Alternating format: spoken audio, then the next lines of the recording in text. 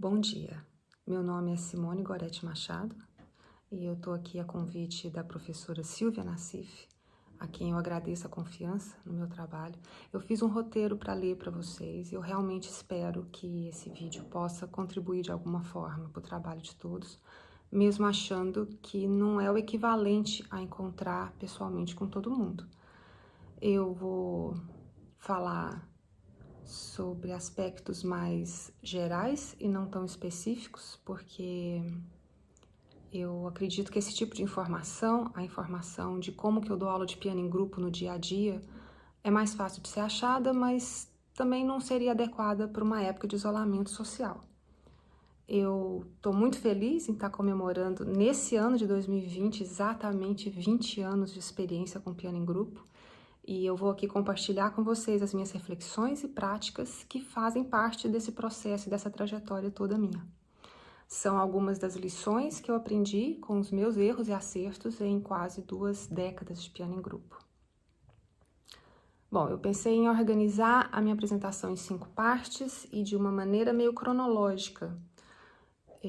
Como que me ensinaram no início, ou seja, como que eu aprendi a dar aula de piano em grupo, como que eu fui me aperfeiçoando ainda lá nos Estados Unidos, a transição na volta para o Brasil, o início aqui com os alunos brasileiros, como que eu tentei contribuir com o piano em grupo estando aqui no Brasil e trabalhos e ideias para serem desenvolvidos daqui para frente. Bom, primeiro, como que eu aprendi a dar aula de piano em grupo, ou seja, como que me ensinaram. Quando eu comecei a trabalhar com piano em grupo foi durante o meu doutorado. Era uma bolsa-trabalho, ou seja, nem piano em grupo, nem ensino coletivo, foram escolhas minhas. Eu nem sabia que existia e quando eu descobri que existia, eu não tive interesse nenhum. Hoje eu mudei de ideia, então aí vai a minha primeira lição aprendida. Aproveite as oportunidades. Esteja aberto para fazer hoje tudo o que você tiver que fazer, o melhor possível, porque a gente não sabe o futuro. Na época, que foi no ano de 2000, uma supervisora me treinava. Ela era uma especialista em piano em grupo, mas era também a professora de pedagogia, a professora doutora Lisa Zedeklik. Nessa época, então, eu enfrentava diariamente um frio na barriga antes de entrar no laboratório de piano em grupo. Eu digo diariamente porque eu dava aula de piano em grupo todos os dias da semana. No começo, a doutora Zedeklik dava as aulas e eu prestava atenção em como que ela fazia, mas ela também marcava reuniões semanais com todos os bolsistas de piano em grupo para um planejamento semanal. Durante as primeiras semanas, eu só observei a aula e as atividades que ela realizava. Depois, eu fiquei responsável por preparar uma das atividades em cada aula, depois mais de uma, depois ela começou a dar uma saída do laboratório por alguns instantes e voltava, até que um dia ela saiu e não voltou mais. E eu comecei a ficar sozinha, responsável pela aula toda, de segunda a sexta, e por todos os 21 alunos de cada turma. Exatamente, o laboratório tinha 21 pianos digitais.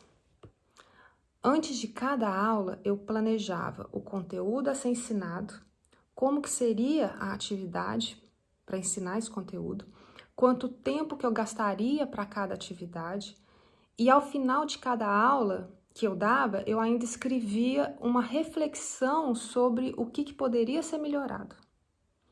Durante a aula, às vezes ela me filmava para me mostrar depois, em uma reunião individual, e a gente analisava a minha atuação. Eu tentei imitar a maneira como ela dava aula, não deu certo. Os alunos ficavam com cara de tédio, assim, meio apáticos. Até que um dia eu fiquei com dó dos alunos e resolvi explicar o conteúdo do meu jeito mesmo. Foi aí que deu certo. Então, somente depois disso é que eu percebi um erro que eu estava cometendo. O meu foco estava mais em mim e na minha performance como professora. E eu deveria estar mais focada numa boa transmissão do conteúdo para os alunos e na evolução do aprendizado deles. Então, foi simplesmente uma mudança de foco. Mas com isso eu concluí que eu não deveria imitar ninguém, que eu deveria ser mais autêntica e que o ego parece atrapalhar o trabalho da gente. Bom, ainda nos Estados Unidos, eu fui me aperfeiçoando ao longo do curso de doutorado e eu desenvolvi a experiência, então, ministrando aula para alunos de graduação em música nos níveis 110A, 110B, 210A, 210B e 101, que são estudantes que não são músicos.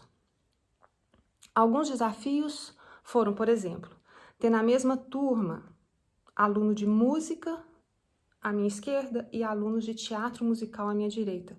Ou seja, quanto mais heterogêneo, mais trabalhoso eu achei.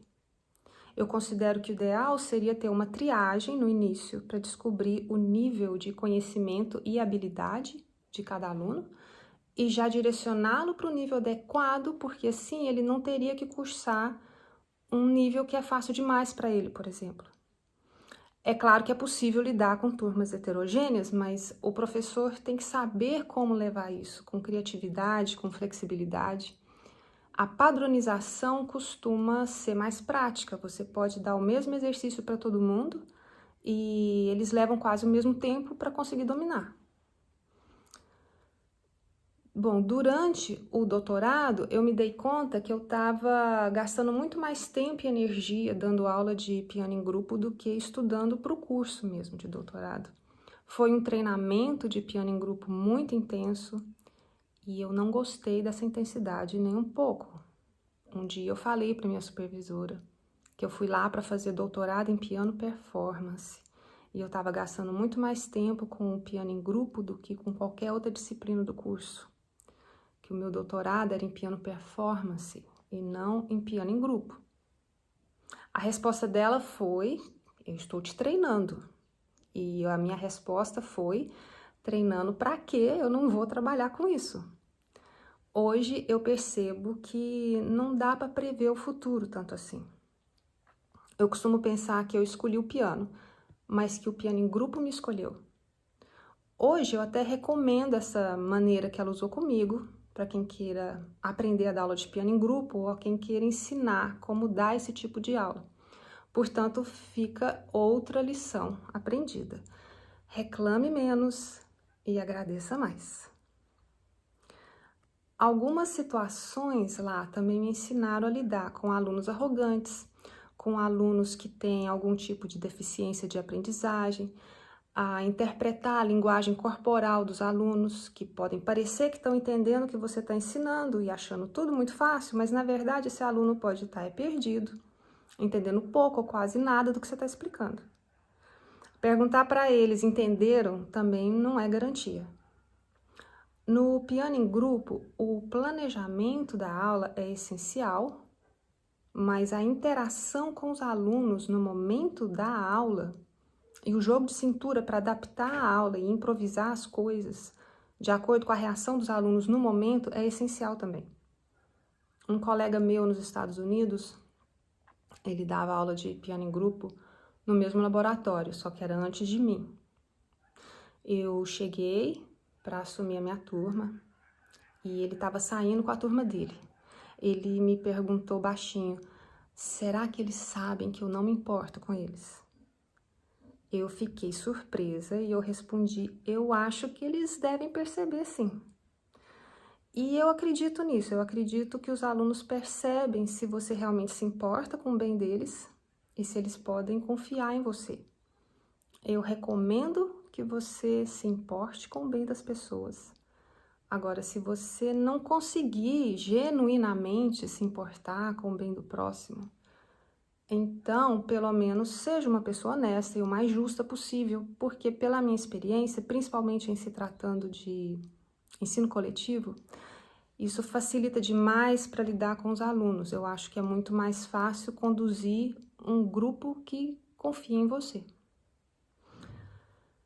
Bom, apesar de ter vencido o desafio nos Estados Unidos e de ter aprendido a dar aula de piano em grupo, eu joguei todo o meu material no lixo, feliz da vida, quando eu soube que eu ia voltar para o Brasil, porque eu pensei, não existe piano em grupo no Brasil.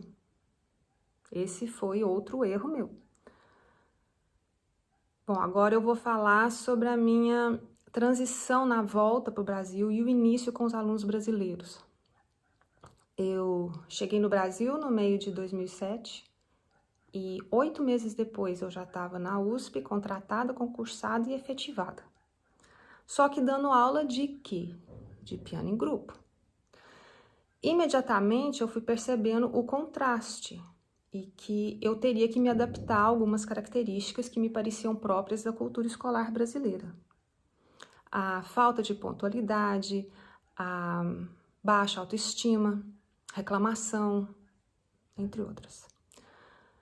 Com o objetivo de tentar combater essas manifestações, eu passei a explicar a importância de um profissional ser capaz de ser pontual, o prejuízo para a aprendizagem quando a pessoa não acredita na sua própria capacidade de evolução, estratégias para superar o bloqueio diante de alguma coisa nova, sobre o hábito de reclamar, a má postura física, a falta de respeito ao colega, como um tradicional abuso de veterano com relação a novato, que não acontece só entre aluno. A competitividade, a comparação com os colegas, uma sobrecarga no uso do corpo associada a uma economia no uso do cérebro. Esses pontos todos foram priorizados e tratados em forma de diálogo, em busca de autoconhecimento, mas também com punições. Hoje eu percebo que nesses primeiros anos da minha carreira docente, eu fui uma docente muito rígida com esses aspectos. Com o tempo, eu descobri que cada estudante tem o seu ritmo próprio de evolução, tanto intelectual quanto comportamental. Então, eu fui tentando achar um equilíbrio entre a rigidez e a liberdade, entre dar comandos e permitir autonomia, entre exigir minuciosamente o que está escrito na partitura e incentivar a criatividade. Eu descobri também que seria preferível eu reservar meu tempo e a minha energia para atendimento personalizado do que interromper a aula para casos individuais, ou seja, um tempo fora do horário de aula para oferecer apoio e atenção de maior qualidade aos alunos que me procuravam para tirar dúvida, seja sobre o conteúdo da aula ou sobre a carreira, para questionar a minha metodologia ou para desabafar sobre algum outro assunto. Daí vieram 2 recursos que eu aprendi nos Estados Unidos. Um deles é o Office Hour, que aqui nós batizamos, eu e os alunos, de SAD, que é Simone Ajudando o Discente. Se trata de um horário semanal, que é a porta da sala onde eu trabalho, que é um laboratório de piano em grupo, fica aberta para quem quiser entrar, seja para estudar ou seja para receber a minha atenção. Um outro recurso é uma avaliação anônima dos Estados Unidos que eu aprendi. Os alunos respondem essa avaliação, isso é introduzido no final de cada semestre, e eles podem avaliar sobre o que eles gostaram, sobre o que eles não gostaram nesse semestre que acaba. Isso inclui avaliar a professora, o equipamento do laboratório, a metodologia, o material didático, tudo. E eu, às vezes, inicio o segundo semestre dando uma satisfação a eles sobre o que pode ser mudado do que eles pediram e o que não pode e por que não pode. Outra mudança metodológica é que os alunos podem escolher o livro didático adotado na aula, depois que eu apresento opções que eu tenho conhecimento ou que eu tenho disponíveis, sendo que eles também podem trazer ou sugerir o que eles acreditam que seja mais útil para o futuro deles. Aliás, eu fiz um pequeno levantamento com ex-alunos para saber se a disciplina estava valorizando os mesmos conteúdos que a gente estava exigindo na aula, que também estavam sendo exigidos no mundo do trabalho. Agora, essa liberdade e autonomia que eu dou aos alunos vem sempre planejada e medida, com limites, e são expostos os motivos desses limites também. Por isso, cada semestre, cada ano pode ser um pouco diferente do anterior. E o que foi tentado com uma turma pode não dar certo com a próxima. Essa maneira de dar aula exige de mim um dinamismo que tem sido trabalhoso e desafiador, mas o resultado também tem sido muito mais gratificante. Bom, como que eu tentei colaborar com o piano em grupo no Brasil? Como eu achava que não existia piano em grupo no país e eu arrumei um emprego para trabalhar justamente com piano em grupo, eu decidi pesquisar a respeito e eis o que eu fui descobrindo a princípio. Maria de Lourdes Junqueira Gonçalves estava sendo considerada como a mãe do piano em grupo no Brasil. Eu me refiro principalmente aos trabalhos de pesquisa de graduação e pós-graduação. O que me levou a concluir que ela era responsável por introduzir o piano em grupo no país. Não é bem assim. Com relação a material didático brasileiro, eu procurei opções disponíveis e eu não encontrei nenhum livro de ensino superior brasileiro que eu pudesse adotar na disciplina e indicar aos alunos. Eu procurei também e não encontrei uma associação de professores de piano em grupo. Como eu também não encontrei um evento específico para piano em grupo, onde os profissionais pudessem compartilhar informações e trocar experiências. Eu pensei comigo mesma, mas se já existe piano em grupo no Brasil, onde exatamente ele acontece e quem são esses professores? Resposta que eu também não encontrei pronta. Como eu havia recém-chegado de um país onde tudo isso está pronto, é comum, corrente, de fácil acesso, eu estranhei essa escassez de informação e recurso no meu país. Por outro lado, eu fiquei animada porque eu vi que talvez eu pudesse, então, contribuir de alguma forma. Diante dessa perspectiva, eu dei início ao trabalho. Eu comecei de maneira cronológica pela introdução do piano em grupo no país. Ou seja, eu comecei pelo tópico Maria de Lourdes. Eu estudei as informações da página virtual dela, que parece que não existe mais desde o falecimento dela. Eu conversei com ela e troquei vários e-mails, eu conheci os seus livros, as suas pesquisas, e segundo me informaram, a Maria de Lourdes faleceu em 9 de maio de 2015, ela contraiu pneumonia. Bom, enquanto eu estava aprofundando a pesquisa, eu consegui localizar, sem querer, a Abigail Rodrigues Silva, que ainda está viva, lúcida e ativa. Hoje, ela foi a primeira representante oficial no Brasil do método de piano em grupo do Robert Pace. Na realidade, isso aconteceu enquanto eu estava tentando descobrir sobre uma suposta associação de professores de piano. Ela me disse que existiu, mas que não existia mais. Em compensação, eu fiquei conhecendo seus livros, os seus arranjos, e eu convidei a ela para se apresentar no encontro de piano em grupo que eu estava organizando em 2012.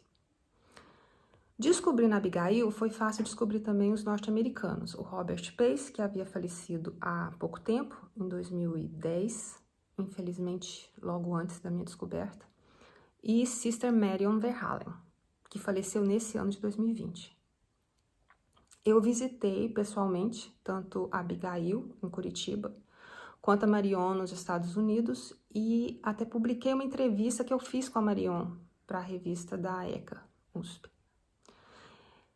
Então, depois de toda essa pesquisa que eu fiz, a conclusão é a seguinte: Marion é que foi a pessoa responsável por introduzir o piano em grupo no Brasil em 1973. E a Abigail é que foi a primeira brasileira responsável por divulgar isso.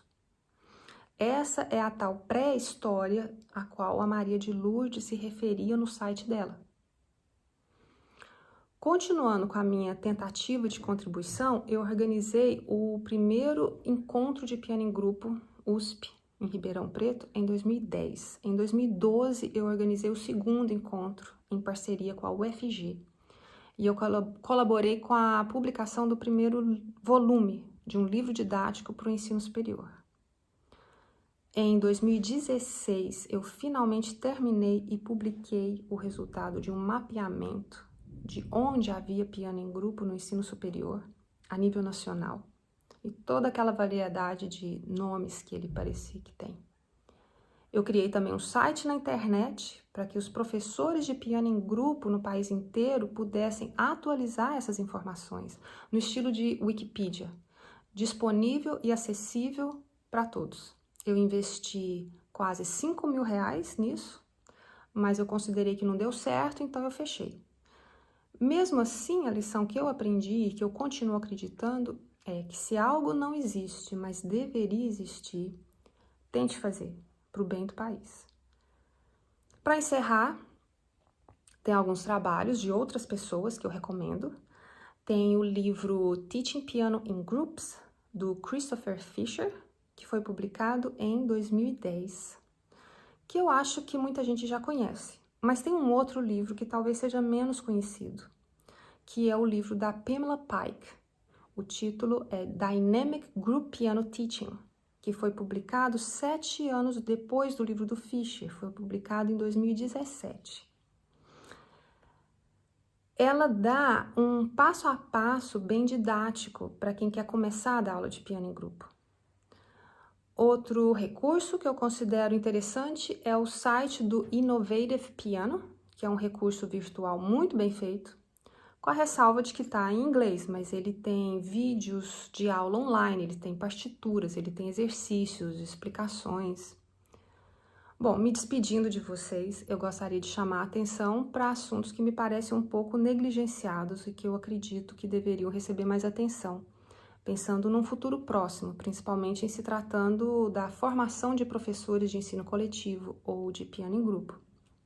Por exemplo, o modelo de gestão na sala de aula, que difere uma chefia de uma liderança, a diferença entre hierarquia e holocracia, a minha crença de que só educação enquanto informação não salva, mas que informação é preciso haver formação e transformação, um ensino de piano mais baseado na conscientização do que na imitação do professor, que para isso eu busco referência no trabalho da Henry Fried. Evolução, que eu posso referenciar a Carol Dweck. Comprometimento, ética, mais cooperação e trabalho de equipe do que comparação e competição. Respeito à individualidade de cada um, autonomia. Como lidar com os alunos com altas habilidades ou superdotados. Como lidar com os introvertidos, com as pessoas altamente sensíveis, que é uma condição também chamada de sensibilidade de processamento sensorial. Como inserir os achados da neuropsicopedagogia. Como conscientizar os alunos sobre hábitos de saúde do músico, de autogestão com relação à atenção e concentração. E também as teorias de aprendizado.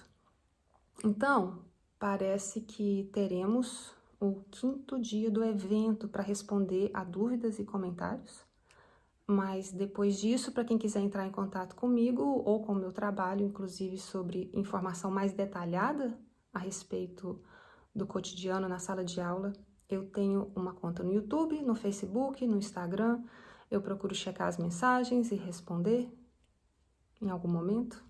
Pode até demorar, mas eu respondo. Então, obrigada para os organizadores, aos participantes da mesa, aos participantes do evento e até mais.